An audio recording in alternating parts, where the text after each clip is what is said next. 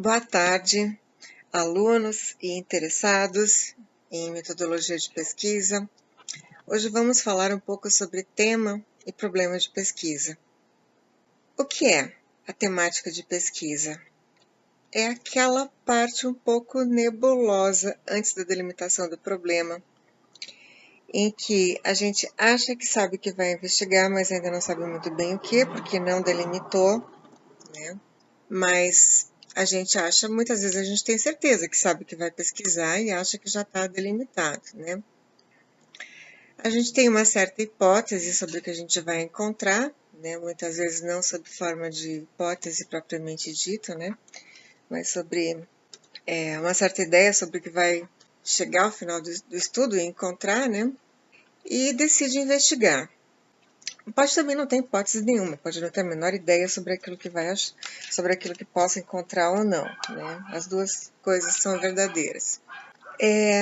Nesse momento, né, a gente pode encontrar alguns títulos comuns, né, algumas proposições de títulos bastante comuns, como a importância disso, a importância daquilo, os benefícios disso ou os benefícios daquilo. Por exemplo, a importância da ludicidade na educação infantil ou na educação fundamental. Mas aí a gente pode perguntar o seguinte: se você sabe que é importante, por que escolheu pesquisar? Independente de ser importante ou não, não é a importância da educação infantil, não é o assunto em si que eu estou discutindo, né? É a forma de propor os enunciados. Ou então os benefícios da música na educação fundamental, a mesma coisa. Os benefícios da constelação familiar nas varas de família, mas aí nesse caso a gente poderia perguntar se vai olhar os malefícios também, né? Então esse tipo de maneira de colocar os enunciados é muito comprometido valorativamente com aquilo que você já acha que é importante ou com aquilo que você já acha que tem benefícios. E talvez o modo mais correto de colocar as coisas fosse, né, quais os impactos da música na educação fundamental, né, ou avaliação dos efeitos, né, da música no ensino em educação fundamental, são bons ou são ruins? Isso é independente de serem bons ou ruins, né, não é isso que a gente está discutindo aqui. Ou então, avaliação dos efeitos da ludicidade na educação infantil, e avaliação dos efeitos também da constelação familiar nas varas de família.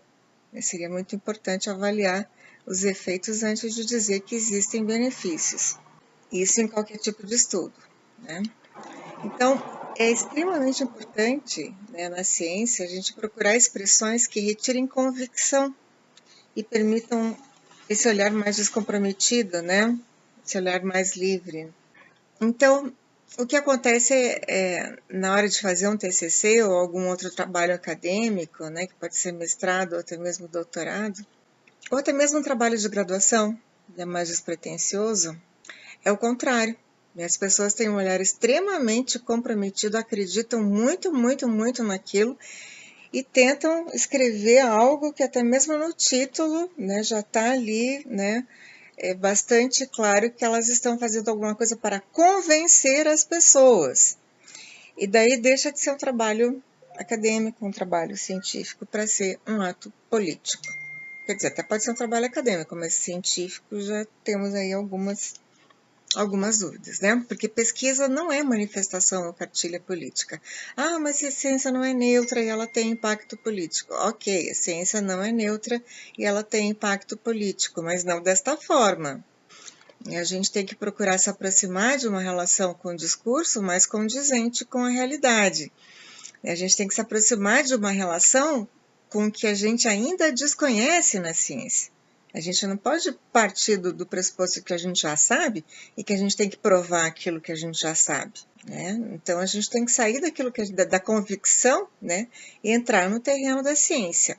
Então, ao formular o nosso problema e o nosso método, a gente tem que se proteger, tem que criar estratégias para se proteger da nossa própria convicção. Para isso, a gente tem que avaliar, por exemplo, se a crítica de quem discorda é pertinente, né? E esse alguém que discorda, essa primeira pessoa que discorda pode ser o orientador, né? Então o orientador, né, a gente tem que levar muito em consideração, porque uma das coisas que a gente precisa ter é a anuência do orientador, né, para poder levar um trabalho adiante. A gente tem que levar também em consideração critérios éticos na hora de escolher um problema de pesquisa. Tem que levar em consideração a relevância social desse problema. Ou seja, a nossa pesquisa ela tem o poder de melhorar alguma coisa para alguém depois de feita, né? Ou ela vai piorar em alguma medida. Ela tem relevância científica, né? Ou seja, ela tem alguma originalidade, apesar que a originalidade não é obrigatório que tenha, né? Mas ela parte de alguma lacuna, ela resolve alguma controvérsia, né? Por menor que seja, né? Em relação à ética, por exemplo, a gente não pode, né, nem tem assim, em hipótese por absurdo, submeter ninguém, muito menos crianças e deficientes, a riscos, né, ou a prejuízos. Né? Para isso já está institucionalizado o fato de que a pesquisa tem que passar por um comitê de ética e pela plataforma Brasil para avaliar os riscos. E quanto maior a vulnerabilidade da população, maior vai ser o rigor da avaliação desse comitê. O orientador vai ajudar também a delimitar o problema, a escolher o delineamento da pesquisa, vai ajudar a analisar a falsibilidade ou a testabilidade do meu problema, né, da minha pergunta, vai ajudar a avaliar aspectos éticos, vai ajudar a avaliar a questão da relevância científica, né, que tem tudo a ver com o quadro teórico atualizado da minha temática, né?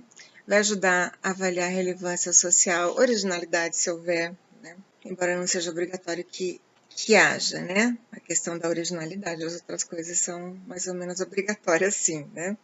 É importante a gente fazer uma avaliação, né, sobre o nosso objeto de pesquisa ter um caráter testável ou não.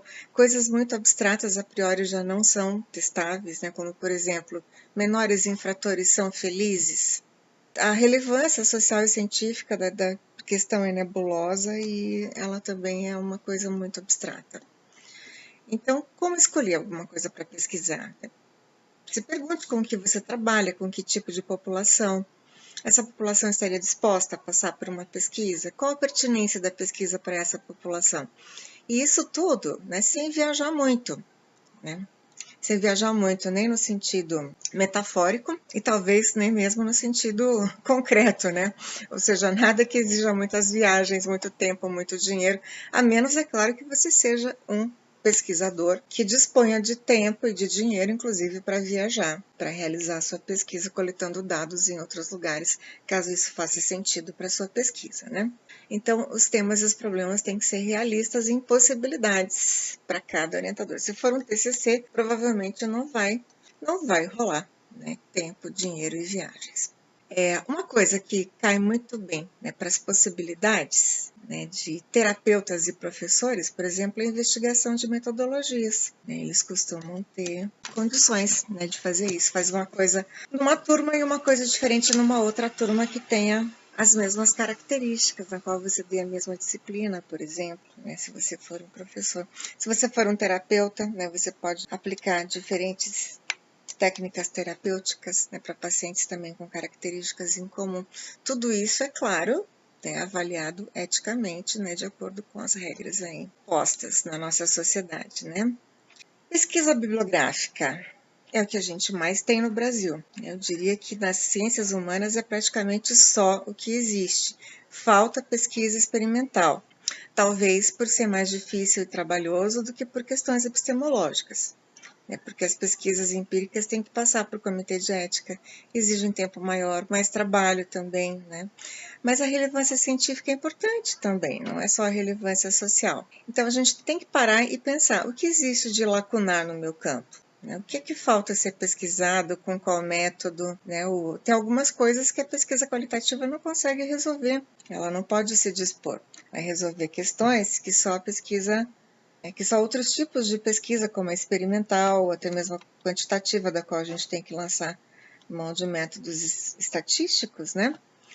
Ela não vai conseguir responder perguntas que tenham esses outros dois vieses aí, né? Então, qual elemento é mais importante para pesquisar, né? E a partir desse problema de pesquisa, qual método é mais adequado?